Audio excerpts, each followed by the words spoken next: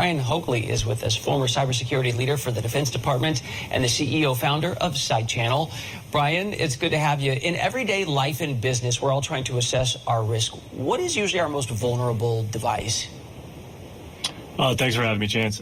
You've got three that most people are carrying, right? You've got your phone, you've got a laptop, and you've got wearables. I think what we're seeing out of phones from Apple and Android and pushing security updates to those are become commodity and standard, and that's good. We need to follow through on that. Our laptops are personal devices. Most people are working on corporate or the personal devices. You've got to look at both those to really make sure that you've got antivirus, some type of monitoring, you're keeping up on updates. But wearables, I feel like, are the new one where we're allowing access into our own personal lives and our data and our location, even our heart rate, our sleeping patterns. And we're allowing that to go on to networks and systems that give attackers or criminals better insight into who we are, where we are. If my wearable told me, or I saved that, I'm out of this house from, these hours on a normal time, could you figure out that I'm not home and come rob me? Sure. Smart. Okay, yes. So when we look at this, and I don't know who, Lexington, Kentucky, who was involved, but is part of this generational? Like, I used to sell long-distance phone service. I'd call people, they'd say no, and then I'd convince them, no, you got to switch to us. And they'd give me all their info. Today, that sounds absolutely crazy to give that information to somebody over the phone.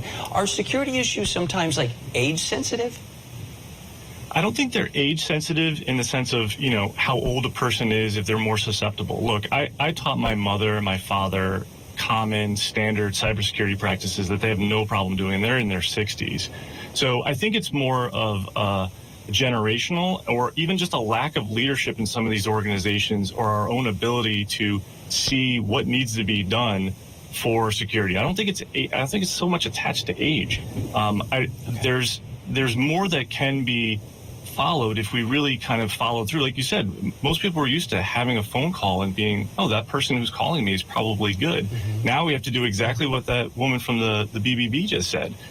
Call back on a known good number. Don't click on the links within those emails or those text messages. If it sounds too good to be true, it probably is. And that's the point, because we always see these alerts, upgrade your iOS. I spent like 45 minutes last week doing that on all my devices. We hear there's a vulnerability. But then it seems like maybe our biggest security issue is us, our tendency to trust people. And that's something that you probably feel the same way. I love someone who trusts other people, but in this case, it's like this human factor that is really a big liability maybe. It is, but we're not going to move through life and have a pretty decent society if we don't trust each other to some degree. Right. So I think coming back and, knowing who you're speaking with. If somebody just calls me out of the blue, I'm not just going to give them information. I'm going to follow back up on a known good number and do something in a way that I feel more comfortable with, instead of just something coming out of nowhere. With businesses, it's a lot harder because there's a lack of security leadership or governance or structure. And there's now a better time to be able to have access to solutions like that, because as a security leader, I actually want you as a person to be a smarter security, user, right? And because if you have good practices, if you have good standards, you'll bring that back into the company, and therefore I'm more secure. So I think there's more that can be done actually from corporations, from the government, giving out better information, more education. And we as, civilians in society just need to actually take it up and follow through, learn it, and adhere to those practices. Educate us briefly tonight then, because beyond two-factor authentication, and I feel like I have quintuple authentication on some of these computers and I hate it, but how do we keep all of our money, our identity locked up? It's really easy peasy stuff. Sure, 2FA is great, right? Everyone should have multi-factor authentication on their systems, but you have to consider the system that you actually have 2FA or multi-factor on. Is that application that you're storing your money in, that bank, have you actually looked into them? Do they have good practices? Is that information that you're storing in that app that is behind your fitness device, does that company, does that startup, are they protecting your data?